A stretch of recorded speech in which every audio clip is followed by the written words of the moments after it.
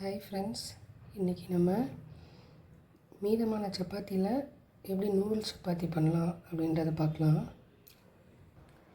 அதுக்கு தேவையானது வெங்காயம், 2 வெங்காயம் எடுத்தால் ஒரு தக்காளி, ஒரு பாதி குடமிளகா, அப்புறம் சப்பாத்தியை நான் நூடுல்ஸ் மாதிரி ஸ்டைப்ஸாக கட் பண்ணி வச்சுருக்கேன். இப்போ ஒரு கடாயில் தேவையான அளவு ஆயில் ஊற்றிக்கலாம்.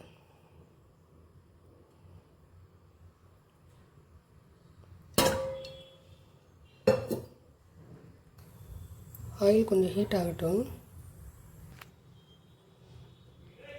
இப்போ இதில் கொஞ்சமாக ஜீரகம் ஆட் பண்ணிக்கலாம்.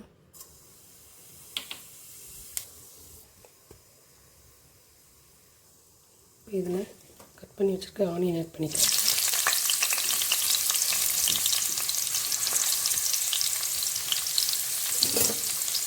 நல்லா வதக்கிக்கலாம்.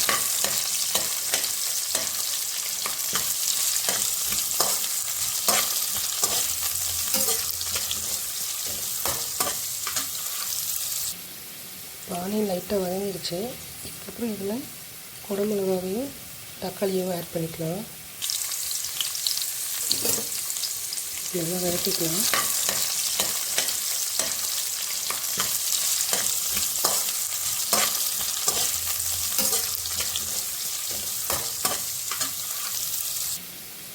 ஆனியன் லைட்டாக வதங்கிடுச்சு. அதுக்கப்புறம் இதில் குடமிளகாவையும் தக்காளியும் ஆட் பண்ணிக்கலாம். இப்போ ஆனியன், கேப்சிகம் அண்ட் டொமேட்டோ போட்டு ஓரளவு கொஞ்சம் நல்லா ஃப்ரை பண்ணியாச்சு. இது ரொம்ப ஃப்ரை ஆகணும்னு இல்லை, ரொம்ப ஃப்ரை ஆனால் நல்லா இருக்காது. ஒரு மீடியம் ரேஞ்சில் ஃப்ரை ஆச்சுனாலே போதும்.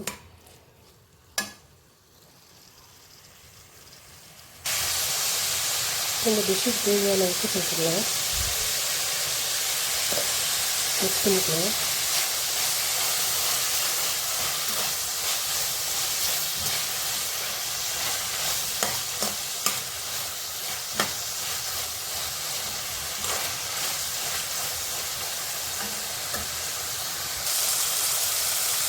இதோட கொஞ்சம் சில்லி பவுடர் ஆட் பண்ணிக்கலாம். மிக்ஸ் பண்ணிக்கலாம்.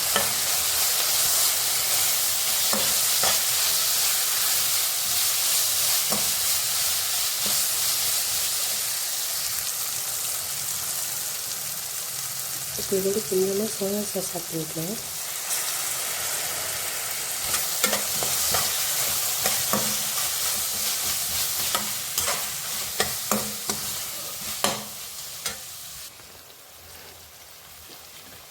இப்போ இதோட கொஞ்சமாக டொமேட்டோ கெச்சப் ஆட் பண்ணிக்கலாம்.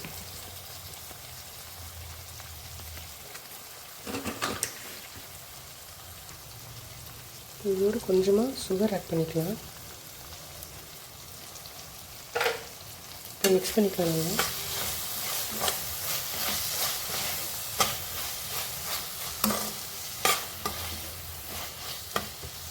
இப்போ இதில் ஒரு 2 டீஸ்பூன் அளவுக்கு வாட்டர் ஆட் பண்ணிக்கலாம்.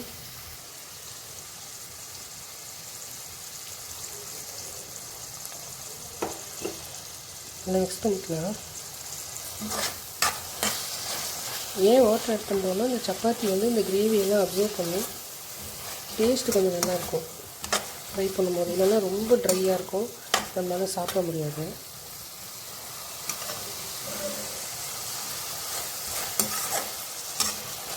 இப்போ சப்பாத்தி போட்டுக்கலாம்.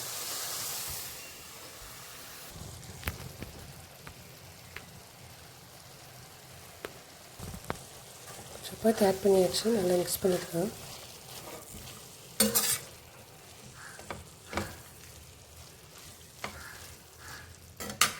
நான் மிக்ஸ் பண்ணிவிட்டு காட்டுறேன். சப்பாத்தியோடு சேர்த்து நல்லா மிக்ஸ் பண்ணியாச்சு.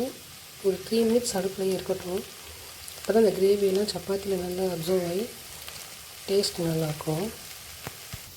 இப்போ இது ரெடி ஆகிடுச்சு. லாஸ்ட்டாக ஸ்ப்ரிங் ஆனியன் போட்டு ஸ்டவ் ஆஃப் பண்ணிக்கலாம்.